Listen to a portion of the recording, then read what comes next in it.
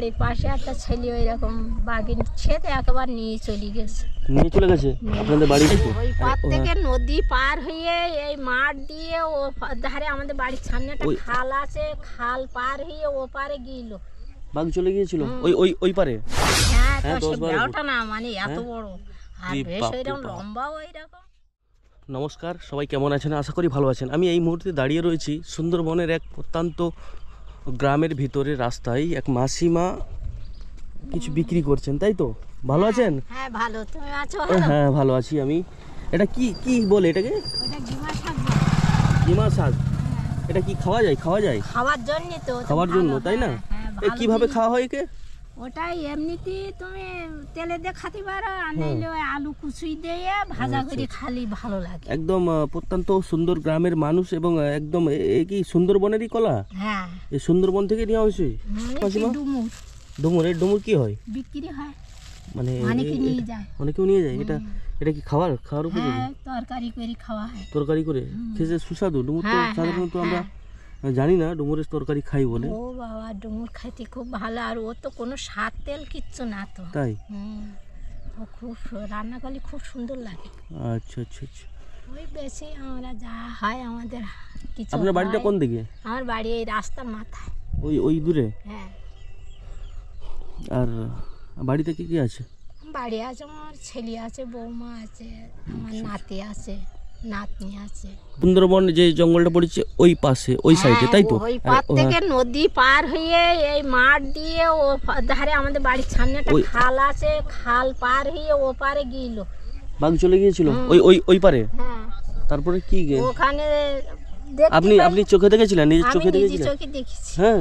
তারপর কিছু দুর্ঘটনা ঘটেছে? আমাদের এখানে ওই অফিস আছে, অফিসে ওনাদের সংবাদ দিলে ওনারা যাই ওনার কি গুলি মানে টুলি বন আছে, দপ্তররা ওরা ঘুম পাড়ানি ওষুধ দিয়ে ওরা আবার বাঘে নিয়ে যে জঙ্গলে ছেড়ে দিল। আপনি দেখেছিলেন? হ্যাঁ। কাউকে অ্যাটাক ফ্যাটাক করেছিল নাকি? না, করেনি। আর করেনি বা করারও সময় পাইনি, মানে রাত্রি পার হয়েছে তো সকালের এই সুন্দরবনে। হ্যাঁ, বেশ এই বড়। লম্বা কত হবে? লম্বায় এতটা হবে, বেওটা না। হ্যাঁ, আপনি যেটা দেখছেন তো প্রায় 10 ফুট হবে। হ্যাঁ, তো সে বেওটা না মানে এত বড়, আর বেশ ওইরকম লম্বা, ওইরকম যেমন লম্বা সেরকম শরীর স্বাস্থ্য। ওদের তো ছাড়া খাওয়া না। আর আমাদের ওই ইয়েতে আসে, ওই তোমার হচ্ছে ঝড়খালি এমনিতে এতে রাখিয়েছে। এখন এখন এখন আর না, আমাদের এখন আর পার হয় না ওপারে ওই গিয়েছেও তো। ওই জাল দেওয়া আছে না, ওই জন্য আমাদের এখন আর পার হয়। মানে সুন্দরবনের কিছু অংশই জাল দেওয়া রয়েছে যাতে জাল থেকে না বাড়ি আসতে পারে, পার হয়ে আসতে পারে বাঘ, তাই তো?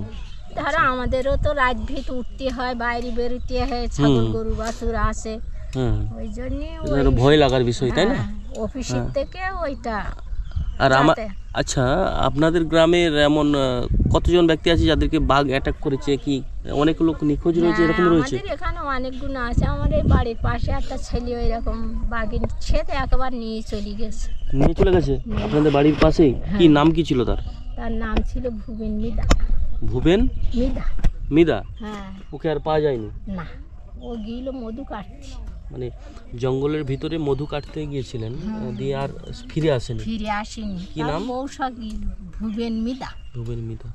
কত ছেলেটার বয়স কত হবে?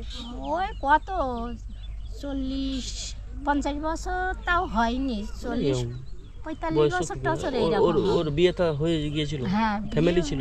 এখনো আছে? আছে, একটা ছেলে আর ফিরে আর আসেনি? একটা মেয়ে। হ্যাঁ, না আর ফিরে আসেনি। তো এখনো সেই মধু ভাঙতে যায় নাকি কেউ? হ্যাঁ, এত রিস্ক নিয়েও ছেলে নিখোঁজ হয়ে গেছে, বাঘে নিয়ে পালিয়ে গেছে। ওদের বাড়ি থেকে আর কেউ যায়? ওদের বাড়ি থেকে যায়নি, তবু অন্য বাড়ি থেকে যায়। পাশের বাড়ি থেকে এই চৈত মাসে আবার যাবে, মানে তারপরেও যাই, মানে এর উপরেই জীবিকা, এখন উপায় নাই। মানে এইভাবে এই মধু ওই মাছ ধরা, মধু কাটা, এই ছাড়া আমাদের এখানে আর এই যা জমি জায়গা যার আছে একটু ওই বর্ষার সময় চাষবাস হয়, তাছাড়া তো আর আমাদের এখানে অন্য কোনো চাষ হয় না। তাহলে আমাদের আরেকজনের ধরেছিল তো তার ছাড়িয়ে নিয়ে এসেছি। আরেকজনকে ধরেছিল বাঘ, সেটা যে কোনোভাবে ফিরে এসেছি। এইরকম আমাদের এখানে অনেকে বাঘে নিয়ে গেছে। মানে জঙ্গলে না গেলেও অসুবিধা নেই, জঙ্গলে গেলি সুযোগ পেলি ও তো নিয়ে যাবে। ভালো থাকবেন। হ্যাঁ তোমরাও ভালো থেকো। আর হচ্ছে সাবধানে থাকবেন।